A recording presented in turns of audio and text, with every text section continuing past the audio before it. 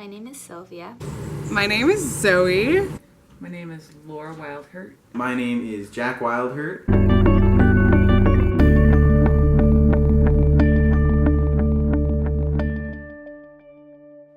The grammar of schooling is essentially the unspoken, unquestioned norms that our public education system follows. They are not necessarily the best way to teach, but they permeate every classroom across the country. It can be small things, like kids having to raise their hands before they speak or having to ask to go to the bathroom. But it is also comprised of bigger, structural components of our school system. It's things like classrooms being designed as places to lecture, teachers' opinions being seen as inherently smarter and more valuable than those of students, a lack of student input in the curriculum, even the way we grade students. By shedding light on the students that don't fit into the school norms, that have been brushed aside as unintelligent because they can't express their thoughts in the way the school has asked them to, it opens up the possibility for improvement. School doesn't have to be an awful place. It can be somewhere students thrive and enjoy. Central Park East Elementary in New York City showed this was true as early as 1980. The kids in the class are like about 7, 8, and like 3rd or 2nd grade. And this is an open classroom, and it means that we don't sit in chairs and desks. That doesn't mean like we don't.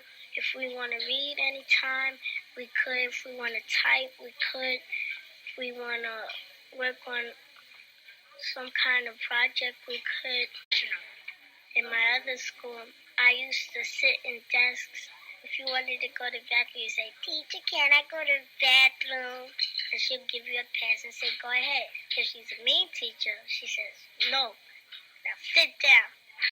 I was curious to see how the grammar of schooling had affected my own friends and family, so I asked them. This is what they said. Most of my memories with being frustrated in school, especially like K-12 school, come from being told to participate in a way that I felt really uncomfortable with or wasn't able to do. Like when we'd have a class discussion that was you're required to speak a certain number of times in the discussion, and that was always really uncomfortable for me, especially when there's this added pressure of like the teachers, they're counting how many times you talk. That always made me really frustrated because that would affect your grade, and I might otherwise have a higher grade, but just because I am not very good at talking in a large group, or I don't feel comfortable talking with these people, that would lower my grade, and that would ultimately affect me later on.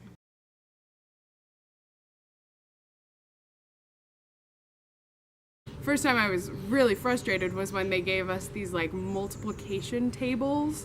So then I had to do as many multiplication problems and like division problems as I could in a very short amount of time, and it really freaked me out because I don't do well with time, and I was just like 6 years old and really frustrated, and yeah, it was just really difficult because I was just like laying on the ground and the teacher was just hovering over me, and she was like telling me, go faster, and I was like, I'm 6.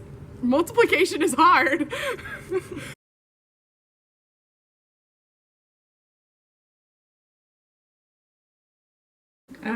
My earliest memory is probably 1st grade. My teacher was Mrs. Pugsley.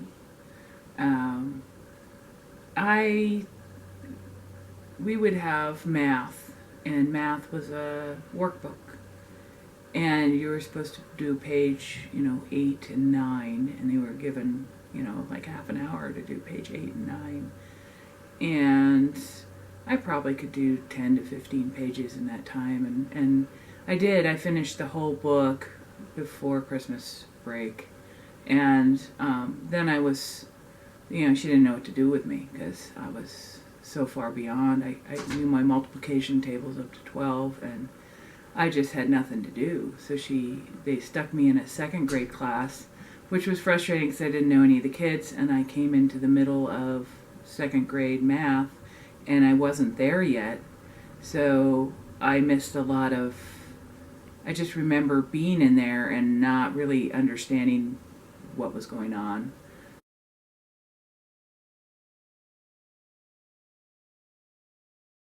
My first memory of being frustrated in school would probably be first or second grade. At the time, it was just boring. Like, I was well ahead of most of the other people, and it wasn't challenging, and I got bored, and I started to hate it.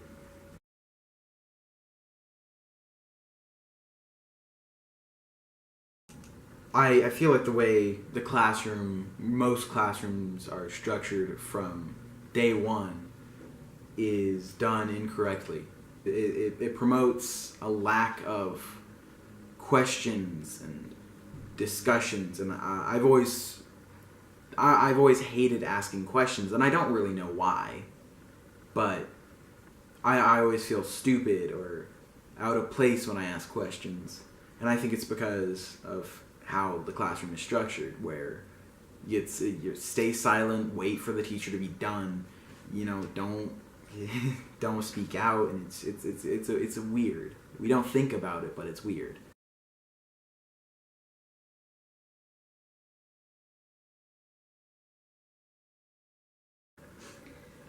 I definitely think that the way school is structured is it hurts those with high intelligence.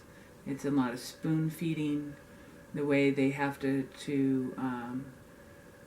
adhere to state testing, and that's how teachers are judged, takes out the flexibility that is needed to help those students who excel to enjoy learning and to get more out of school. And it also hurts those that don't learn at the same speed, who might have a learning disability. But what happens is those kids with true learning disabilities, they fall behind, and they start to believe that they can't and that they're stupid, even when in fact they are brilliant and very smart. They just have a learning disability. So it doesn't work.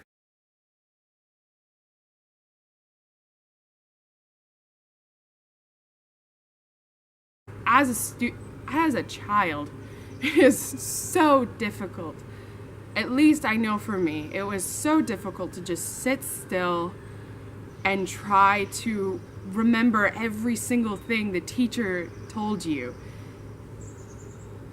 It was just so difficult, and I want students to be able to express their view on topics and actually be able to have like these talkbacks to the teacher without the teacher getting offended or saying like, oh, you're not educated enough to actually have an opinion on this subject.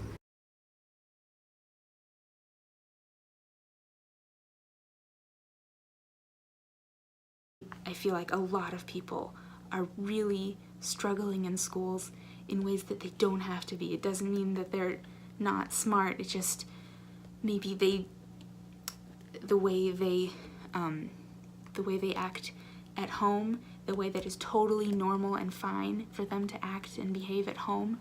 For some reason, the school is set up to say like, no, you can't stand up or go walk to the other side of the classroom in the middle of the class. That's bad behavior, and you are going to get a lower grade because of that, or you are going to not be able to be in class anymore. We're sending you out because of that, which doesn't make any sense. So I feel like this is a really big issue that leads to, certain types of children and students not being able to succeed as well in school as other students, just because the background they came from doesn't match what the teachers and the administrators are expecting students to be able to fit in with at the school. So I feel like schools have a long way to go.